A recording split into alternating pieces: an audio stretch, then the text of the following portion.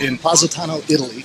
It's a paradise on earth. We just wrapped up our Millionaire Business Accelerator, and we're here for Rock the Talk. We wanted to share with you some ideas while we're out here touring the Amalfi Coast and the beautiful Italian Riviera. This is really just amazing. But a question that I've gotten recently that I want to address that doesn't get addressed too often, certainly within my own field of personal and professional development, is a question about IP, intellectual property, and the value of any kind of company that you may be building, your own business. And ultimately, if you look at the value of your business, it comes down to the value of your intellectual property, oftentimes inside the business. If there's no true assets within the business or physical assets, we're looking at IP, intellectual property, and we could be looking at your BI, or business intelligence. And these are things that need to be protected throughout the growth of your entity. And people ask me, when do I start to protect these things? Start to protect them early and start to protect them soon. Because ultimately, and I've said this many times in a lot of the classes that I teach, but money will come in, money will go out. And the question is the value of your asset increasing or decreasing? When I say the value of your asset, I really mean the value of your company. So the value of your company comes down to ultimately, in many cases, your database, any kind of database that you've grown.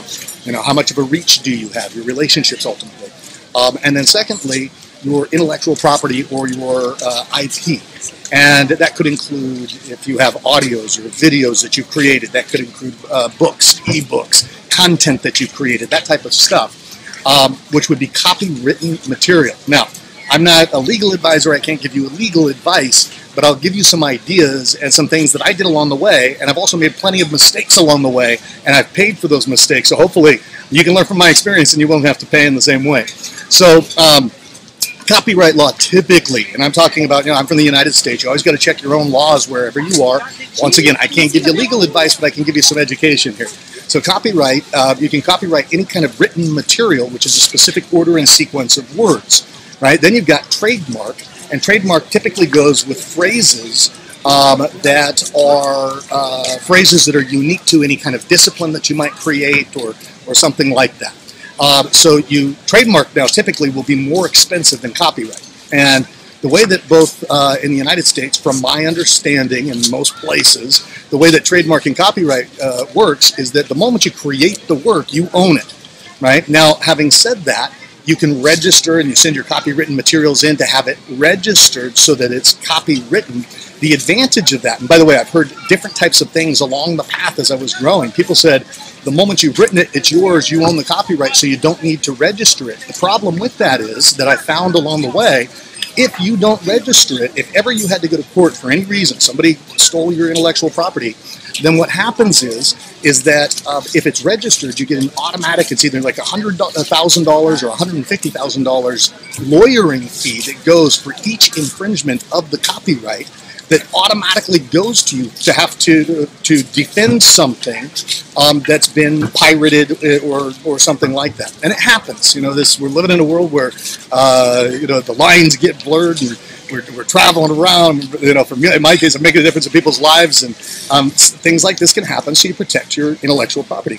So copyright, you do want to get it registered. Take the time to send it in and actually get it registered, because that's automatically, for each case of infringement, it's like 100, 150 grand, which is incredible. That's what I said to myself. I can't say it to you because I'm not giving you legal advice. In any case, there's also trademark. And trademark, the moment you have a phrase in the United States, once again, check wherever you are from a legal perspective and jurisdiction, but you can put TM after a phrase that you're using.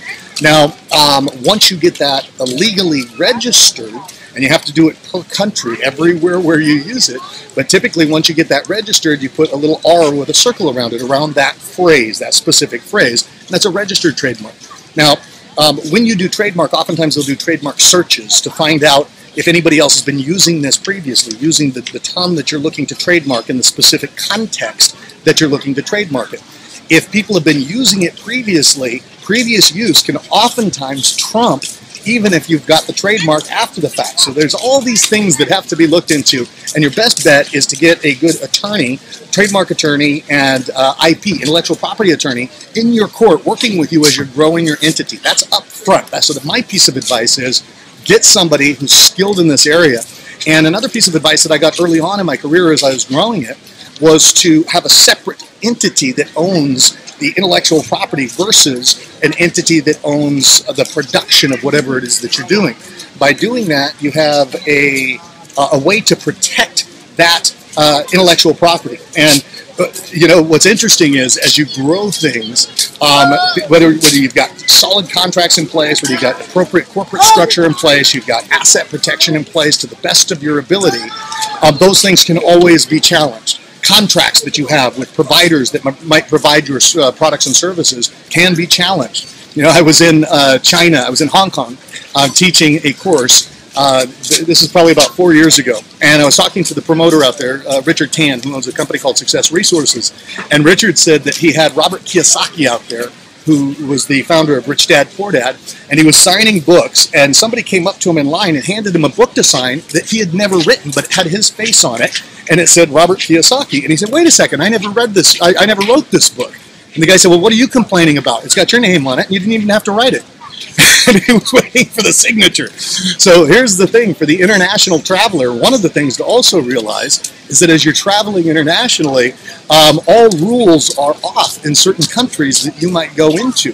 So you got to be cautious as you're going into countries with your intellectual property and your business intelligence in terms of how loose that might be, because otherwise they could be reproduced, they could be copied. I mean, you go, even the major movie studios have this problem in China and in other countries in Southeast Asia where their stuff is just ripped off and reproduced easily. So I guess the point is you know, as we're building our company, build and grow, but also be aware of the legalities of asset protection as you're growing it. I may talk about this someplace else as well, simply because it's a powerful concept to really understand. And as you're growing your business or your entity or your dream, the bigger and bigger you get, the more and more important this will make. But it's the decisions that we make early on that affect the results later on. So start right away and you know, look into it. Get the proper people that will protect you and your company as you're growing. And until we meet again, take care, love deeply, shine brightly, make every day an extraordinary adventure.